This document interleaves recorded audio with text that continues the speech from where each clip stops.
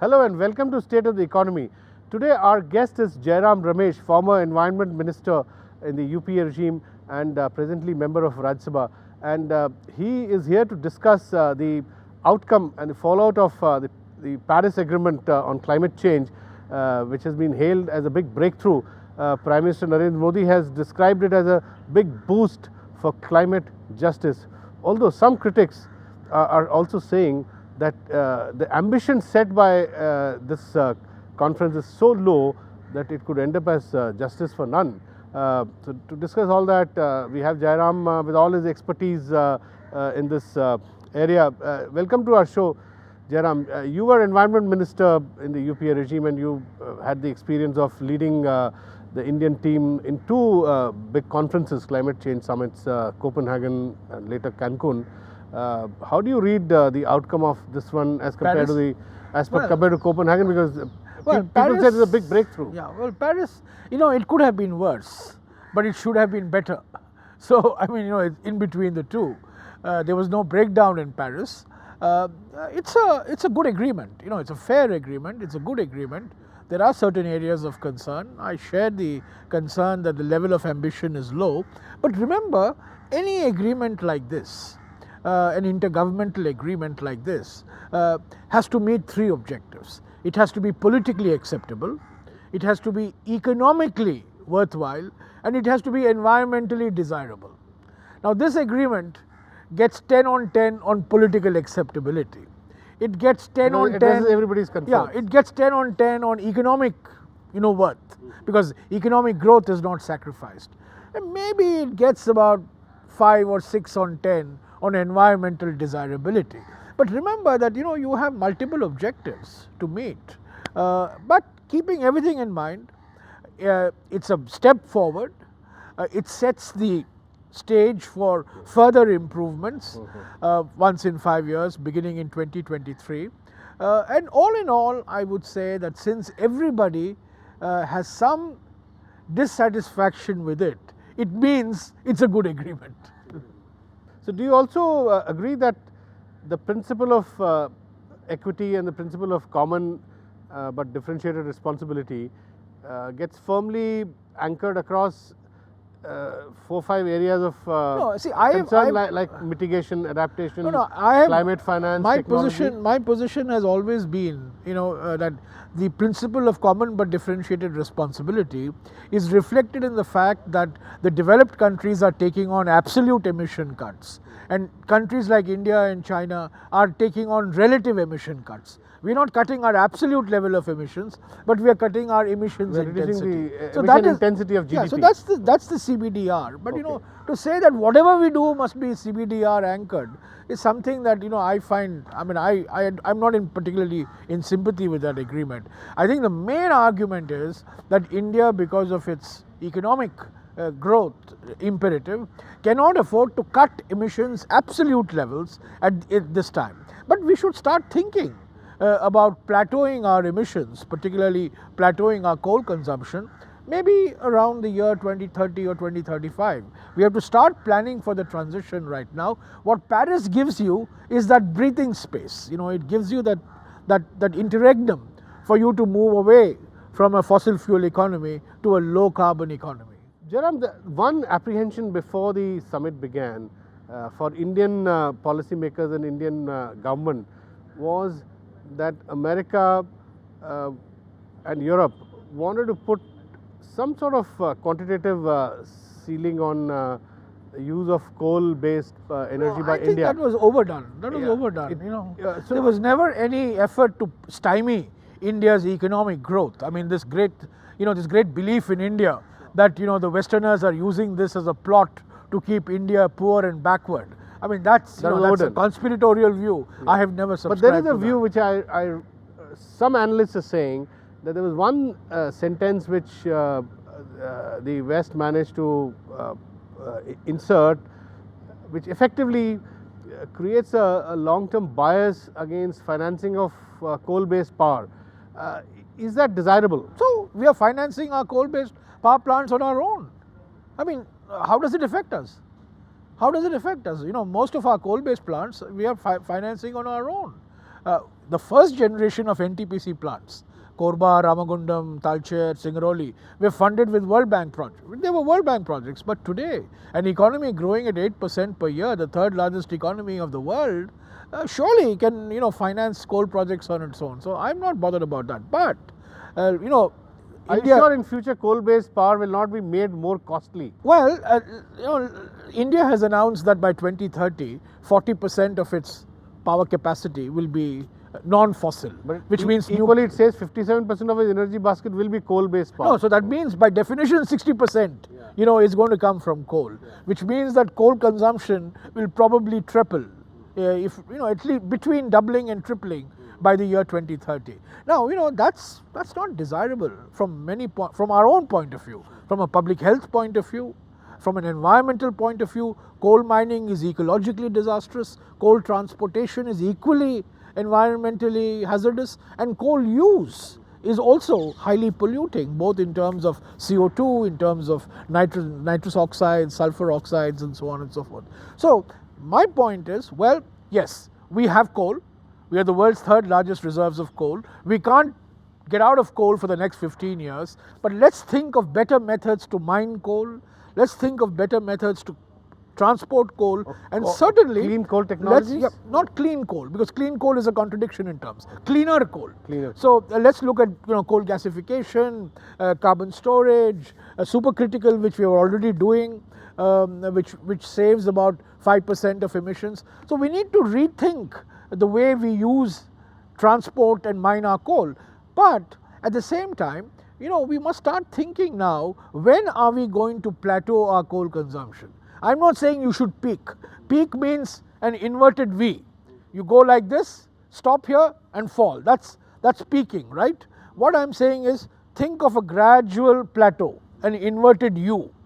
And it'll be very difficult for India beyond 2030 to raise coal consumption beyond 2 billion tons. China is peaking its coal consumption by 2020 at about 3.5 to 3.8 billion tons. It will be very difficult for India to do so, but the good news for India is that solar is already competitive. We are getting now I believe solar. The last tender was at 4 rupees 80 paisa. Yeah. At the time of Copenhagen, solar was at about 25 rupees a unit. So between 25. Copenhagen and Paris, you are 5 rupees. It has fallen 5 rupees. And between 80%, Copenhagen and Paris, nuclear costs are going up because of Fukushima and safety. Coal costs are going up because of environment, and solar costs are falling. So just imagine, from 25 rupees a unit at Copenhagen, it's fallen to around 5 rupees. Even if you say 4 rupees 80 paisa is marketing, even if you say 7 rupees, that's very competitive. We are negotiating for nuclear power with the French, Areva, for the Jaitapur plant. And the price that we are now talking about is between 10 to 12 rupees per unit. So solar is definitely competitive today compared to nuclear, and certainly competitive compared to coal. So the options for India have opened up. So are you saying, Jairam, that if the same trajectory continues in terms of fall in the cost of solar power, as you said, from Copenhagen it has fallen nearly 80%. So do you foresee a situation possibly that solar power costs so little relatively that you have 60-70% of our basket as solar? Look at Germany. Is that possible? Look at Germany. We used to make fun about solar, small countries, Denmark, Sweden, and so on. But look at Germany, the world's leading trading country, right? It's the world's largest exporter and importer in terms of international trade. It's one of the most industrialized countries, 80 million people population, and today, as we speak, 30% of electricity supply every day in Germany comes from renewables, wind plus solar. Today, Germany has 37,000 megawatts of solar capacity compared to 3,000 megawatts in India. Germany, 6 months in a year, they don't have sun, and we have sun throughout the year. So, Germany has become the world leader. I read some reports that Germany is also going a bit back to coal-based power. Well, they are, because they are phasing out nuclear. You know, they're phasing out So they're nuclear by replacing 2022. nuclear with They're coal-based. phasing out nuclear by 2022. But the point I'm making is there is no reason why India cannot be a world leader in solar energy. We should be a world leader. But you know, a grid that is going to depend on renewables requires a complete re-architecturing. I mean, the current grid cannot accommodate this phenomenal expansion in solar and wind particularly. In fact, in Germany, what has happened... require more microgrids, is it? What has happened in Germany, this transition, what is called the Energiewende, the energy transition, you know, the kindergarten is a German word, kindergarten, school for children. Similarly, there is a compound German word called Energiewende, which means energy transition. It has taken 15 years, you know, it's taken 15 years, it will take us 15 years, and it means re-architecturing the entire grid. And yes, what you say, smaller grids, microgrids, decentralized generation, decentralized distribution. I believe Indian Ministry of Science in Bangalore is developing, very close to developing microgrid. No, there are Ashok Khosla at Development Alternatives is doing some excellent work in UP and Bihar, supported by the Rockefeller Foundation. I mean, the idea in solar is not to have a giant 4,000 megawatt solar power plant. What solar does, it gives you the ability to decentralize power generation. You know, in Germany, there are 6 million energy producers. 6 million!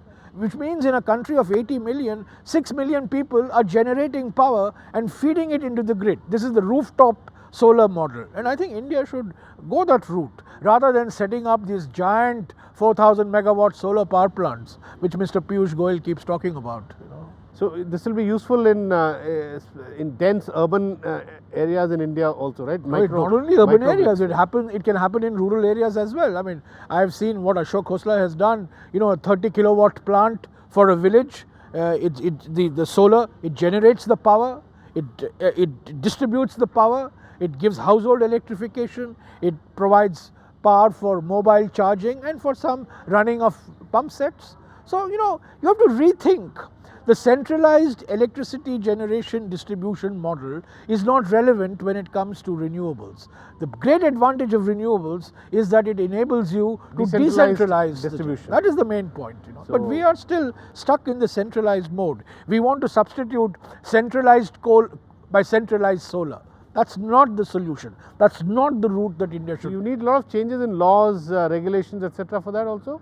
We need changes in laws. The regulator plays a very important role. In Germany, it's the feed-in tariff for 20 years that is guaranteed, that has helped. Here now we have mandatory purchase of renewable power by utilities. But the trouble is here in our country, the DISCOMs, you know, are bankrupt. So I think over the next 5 years, as the DISCOMs become financially profitable with the package that the government has announced, over a period of time, it's possible that the renewable portfolio in the DISCOMs is going to increase. So you're saying that in a way, another advantage of having a decentralized solar power distribution framework is that it can actually run parallel to the messy DISCOM absolutely. I mean, setup that we have today. Absolutely, right? It's a, you know. But I have seen large parts of India where you have electricity towers and you have the wires, but there is no electricity. And there are about 100,000 villages out of 600,000 villages where electricity cannot be taken because, you know, they are remote areas, inaccessible, forest areas and so on. So in those areas, I mean, when I was Minister for Rural Development, we launched a number of these decentralized solar projects in Jharkhand, for example, where you could never extend the commercial electricity. They're working there? I mean, yeah, they're working. I mean, it requires, you need to generate local entrepreneurship. You need to give people a sense of ownership, right? And I think costs are coming down. The big thing is that costs are coming down. Today, solar is no longer a romantic option. It's a realistic, pragmatic, economically competitive option. And by when do you think solar power distribution could run without any subsidies from the government? Well, you know, next 5 years, you can see a solar transformation in this country. And remember, when we do a solar nuclear or a solar coal comparison, we never do a full comparison because nuclear is heavily subsidized, coal is heavily subsidized. You know, so if do you feel, Jairam, the way the energy mix is evolving, you could see a situation where solar would dominate and we may have to depend much less on nuclear energy Yeah, and I mean, coal? nuclear is only about 3.5%, and under the most aggressive of assumptions, the share of nuclear is unlikely to increase beyond 5% in the year 2030. But one thing I want to make, transport is also very important. We are focusing on electricity, which is very good, but we should not neglect transport, because huge expansion in transportation sector. We are now producing almost 2 million cars. That is going to increase to 3 million or 4 million over the next 10 years. So mandatory fuel efficiency standards, which are supposed to come into force from April 1st, 2016, are very important, because the mandatory fuel efficiency standards will have implications for emissions as well. And see, why is the green economy important for us? It's important for us not because of the Paris Agreement. It's important for us because of our own public health concerns, pollution concerns, livelihood concerns. Public health costs will go up if you don't address it. I have always believed we must de-link our international negotiations from domestic actions. Our domestic actions must be autonomous. They must be independent. We must be aggressive. This is what the Chinese do. You can be as argumentative and obstructionist as possible internationally, provided you have a story to tell domestically. What I find schizophrenic in the approach of the present government is that they want to be world leaders in climate change. Yoga, they quote Sanskrit shlokas and so on and so forth.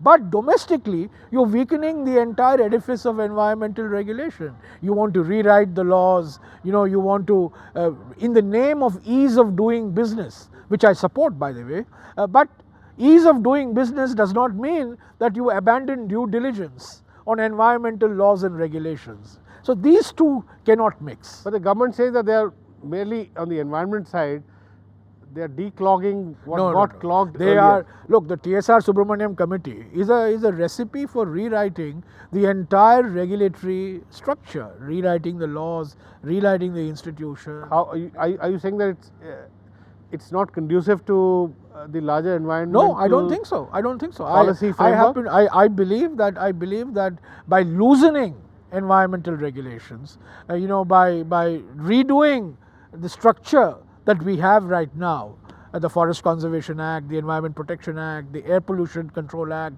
the Water Pollution Control Act, the Forest Rights Act, these are the 5 main pieces of legislation. I think that, So in what direction are they redoing it? Are they sort of liberalizing it, making it easier for corporates to grow? I mean, in the name of ease of doing business. I'm all for transparency. I'm all for time-bound. So how will it affect the environment? Are you saying that they parallelly they're not taking enough measures to deal with the environment? I think the present government looks upon environment as a burden, as a cost of doing business. I think environment is a responsibility. I think it's something that we owe to ourselves and we owe to future generations. Remember, no country in the world is going to add 400 million people in the next 35 years.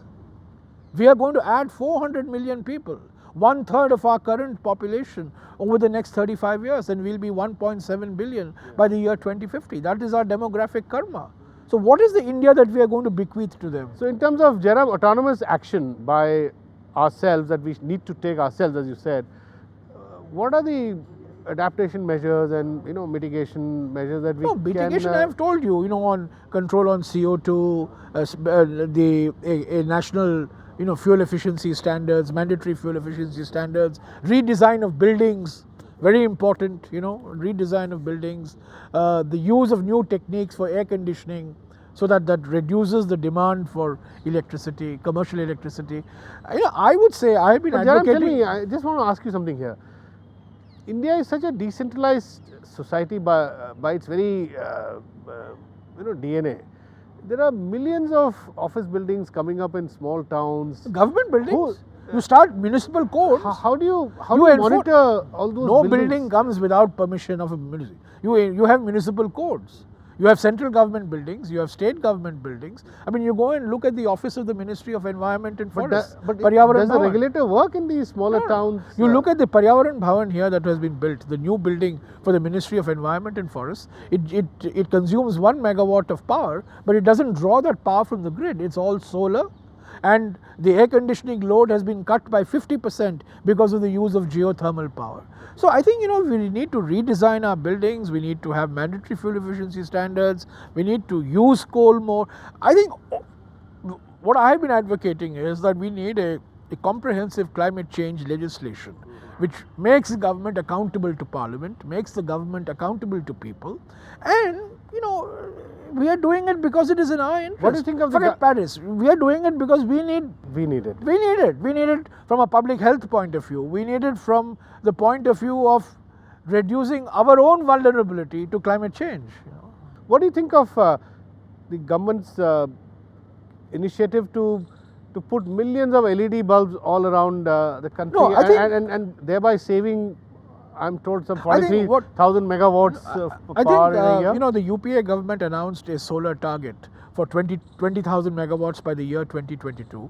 What Mr. Modi did was increase that fivefold to 100,000 megawatts, which I support, because as I mentioned to you, in the last 5 years, the price of solar has fallen from 25 rupees a unit to around 5 rupees a unit. So it's natural that solar capacity should expand, and who can argue against a target of 100,000 megawatts by the year 2022? It's bold, it's ambitious, it appears unrealistic, but we should work towards it. Maybe not by 2022, maybe by 2025 or 2026, but we should work towards it. How much, Jairam, do you think the climate fund, the 100 billion fund which is supposed to kick off from 2020, how much will India have to depend on that fund? See, for technology my transfer? view always has been that the fund priority should be for Africa, should be for the small island states, and countries like India and China, fast growing countries, rich countries,